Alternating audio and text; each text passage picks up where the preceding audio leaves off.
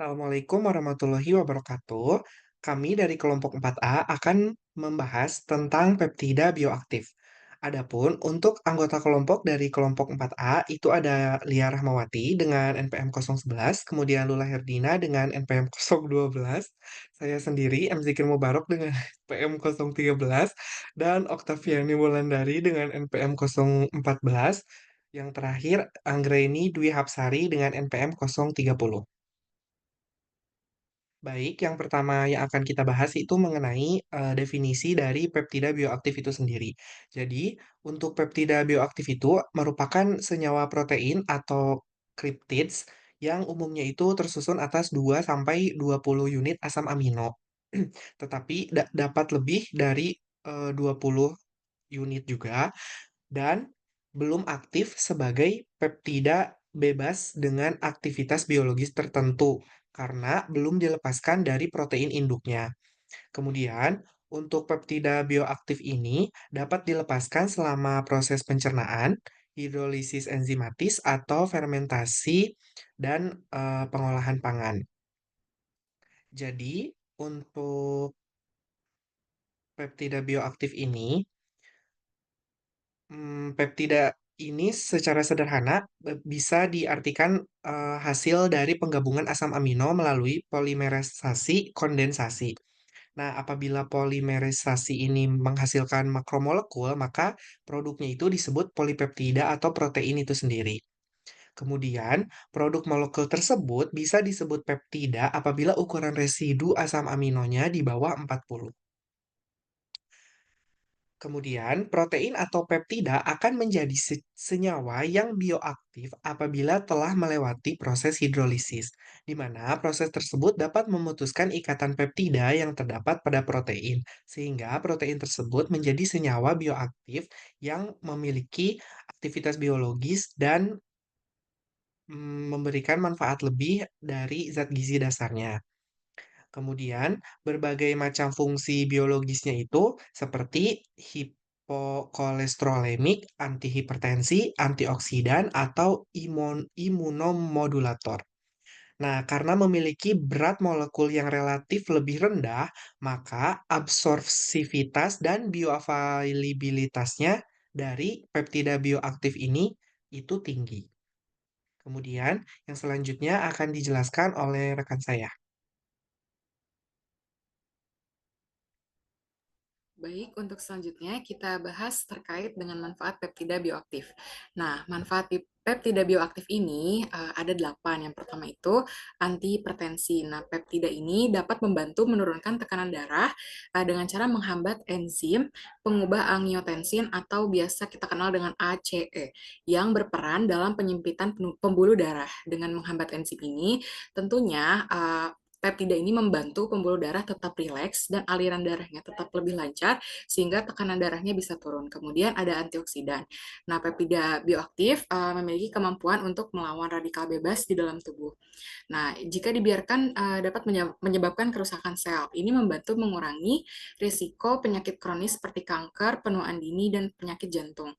Lalu yang ketiga, seperti yang sudah dibahas di awal, yang terkait imunomodulator, yaitu peptida yang dapat memodulasi atau mengatur respon imun tubuh. Nah, imunomodulator ini dapat membantu memperkuat sistem kekebalan tubuh dan melindungi dari infeksi dan penyakit. Kemudian antimikroba. Nah, beberapa peptida bioaktif ini dapat bertindak sebagai agen antimikroba yang mampu melawan bakteri, virus, dan jamur. Lalu selanjutnya antihiperlipidemia. Nah, peptida bioaktif ini dapat membantu menurunkan kadar kolesterol dan trigliserida dalam darah, sehingga berperan dalam mengurangi risiko penyakit kardiovaskular seperti penyakit jantung koroner. Kemudian sitomodulator. Nah, sitomodulator ini berfungsi sebagai untuk mengatur komunikasi antar sel.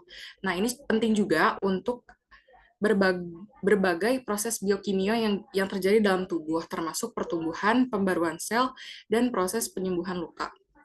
Kemudian ada aktivitas hipoglikemik. Nah, Manfaatnya itu dapat membantu menurunkan kadar gula darah yang sangat bermanfaat bagi penderita diabetes tentunya atau orang yang berisiko mengalami gangguan gula darah.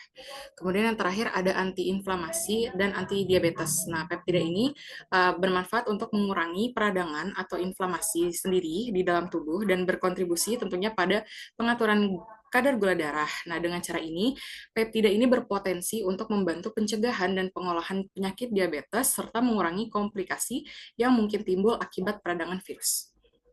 Selanjutnya akan dilanjutkan oleh rekan saya.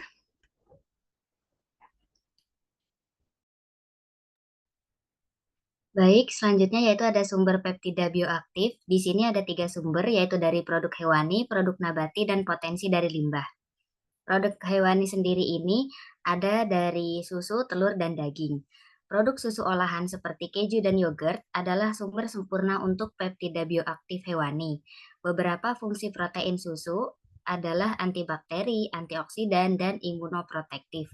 Sementara untuk telur, protein putih telur yang dihidrolisis, susu, dan protein whey adalah sumber peptida bioaktif tambahan. Whey adalah salah satu produk sampingan pabrik yang terjangkau dan penuh zat gizi serta komposisi whey albumin mengurangi kemungkinan oksidasi.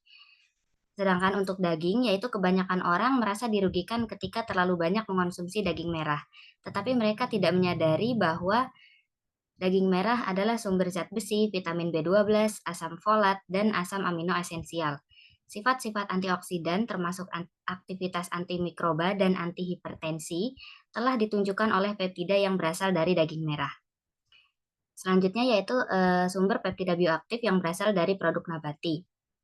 Ada dari kedelai, biji-bijian, dan sayuran. Kedelai merupakan peptida bioaktif yang mengandung glisinin dan beta-konglisinin yang menunjukkan aktivitas antidiabetes dan anti kanker. Hidrolisis enzimatik meningkatkan bioaktivitas ini dengan hasil penelitian menunjukkan penghambatan enzim alfa-glukosidase hingga 84,4%. Selanjutnya untuk biji-bijian itu, seperti gandum dan jagung juga mengandung peptida bioaktif yang berfungsi sebagai antioksidan dan anti kolesterol yang diperoleh melalui hidrolisis protein. Untuk sayuran, mengandung peptida bioaktif yang dapat mengandung sistem imun dan memiliki efek antiinflamasi. Selanjutnya yaitu yang ketiga ada sumber peptida bioaktif dari potensi limbah. Banyak penelitian telah melakukan uji potensi terapeutik dari peptida bioaktif dari produk maritim secara in vitro. Produk samping dan limbah perikanan dari proses pengolahan akuakultur yang dapat mencapai 75% total berat tangkapan. Mengubah limbah perikanan menjadi senyawa berharga dapat menjadi solusi untuk mengurangi pencemaran lingkungan. Peptida bioaktif yang didapatkan dari organisme laut diketahui memiliki kemampuan untuk menstimulasi kematian sel oleh mekanisme yang berbeda seperti apoptosis, perubahan kesetimbangan tubulin mikrotubulin, inhibisi angiogenesis, antiproliferasi, dan efek sitotoksik.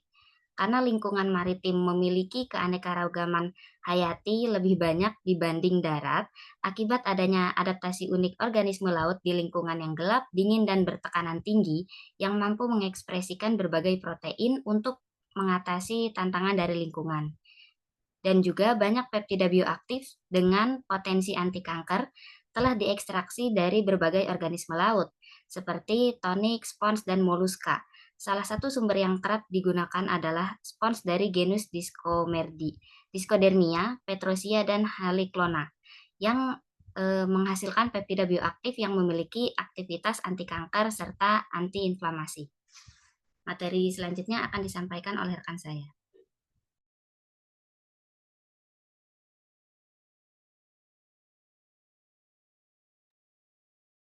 Baik, berikut merupakan mekanisme dari bagaimana pembentukan peptida bioaktif ya.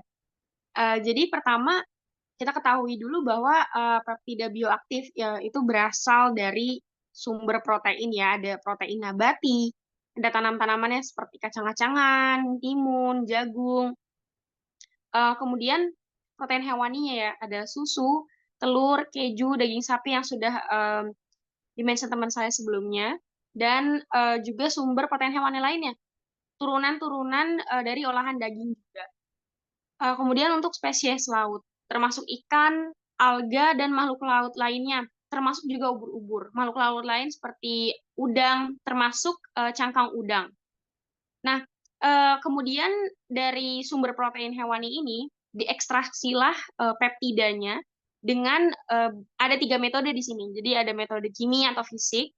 Jadi metodenya itu mengolah nih protein nabati ya, seperti tempe, misalnya itu untuk presipitasi atau penggunaan pelarut memisahkan komponen protein. Jadi digunakanlah cairan larutan kimia seperti itu. Kemudian fermentasi. Jadi fermentasi misalnya pada tempe juga itu bisa ya digunakan untuk memecah protein jadi campuran peptida. Jadi fermentasi kalau di tempe itu akan dijelaskan di slide selanjutnya.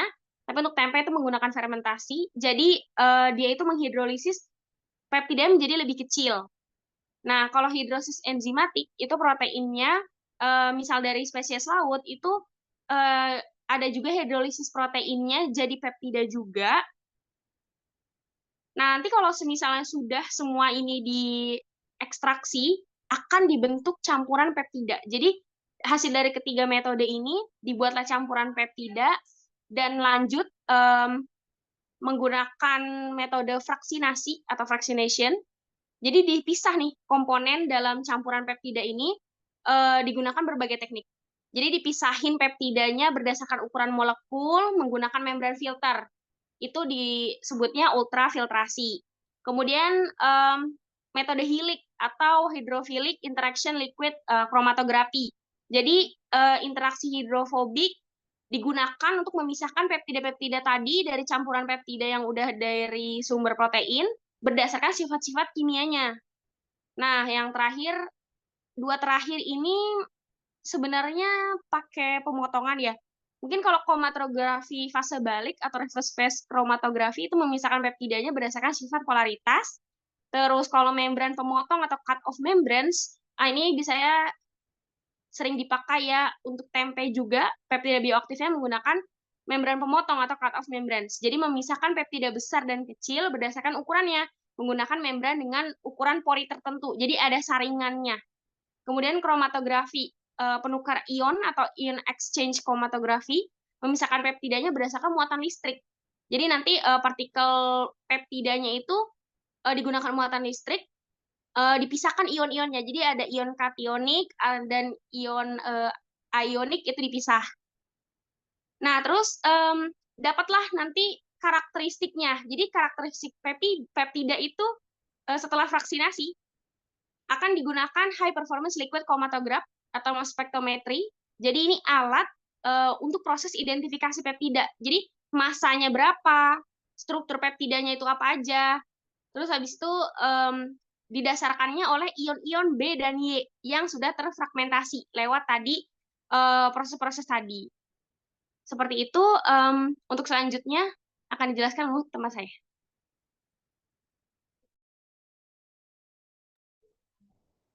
Selanjutnya adalah pembentukan peptida bioaktif dalam tempe. Jadi seperti yang diketahui bahwa tempe ini merupakan produk fermentasi yang terkenal di Indonesia. Tempe juga menggunakan metode proteolisis untuk menghasilkan peptida bioaktif, antara lain melalui mekanisme fermentasi oleh mikroorganisme proteolitik, pencernaan protein pangan secara in vivo, ataupun selama hidrolisis.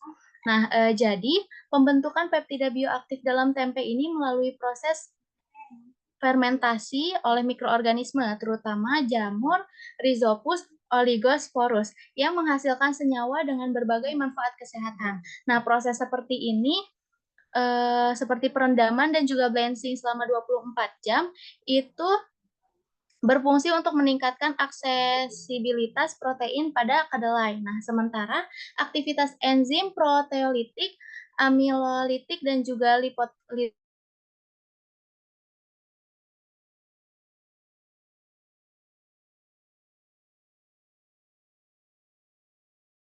tempe ini tidak hanya menjadi sumber protein yang baik, tetapi juga mengandung peptida bioaktif yang dapat berkontribusi positif bagi kesehatan seperti meningkatkan sistem imun dan juga mengatur tekanan darah.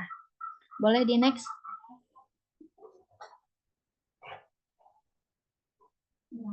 Baik, sehingga dari materi yang telah disampaikan dapat disimpulkan bahwa peptida bioaktif ini merupakan urutan asam amino dengan efek biologis tertentu yang berkontribusi pada kesehatan. Nah, peptida bioaktif juga dapat ditemukan dalam berbagai sumber makanan dan memiliki potensi terapeutik sumber peptida bioaktif. Dapat diproduksi juga melalui pencernaan protein oleh enzim, fermentasi oleh mikroorganisme seperti tempe, natto, dan lain-lain, dan juga teknik bioteknologi. Nah, sumber peptida bioaktif juga sangat beragam, meliputi produk hewani seperti susu, daging, dan juga telur, serta sumber nabati lainnya. Sekian dari kelompok kami, mohon maaf bila ada kekurangan. Terima kasih. Wassalamualaikum warahmatullahi wabarakatuh.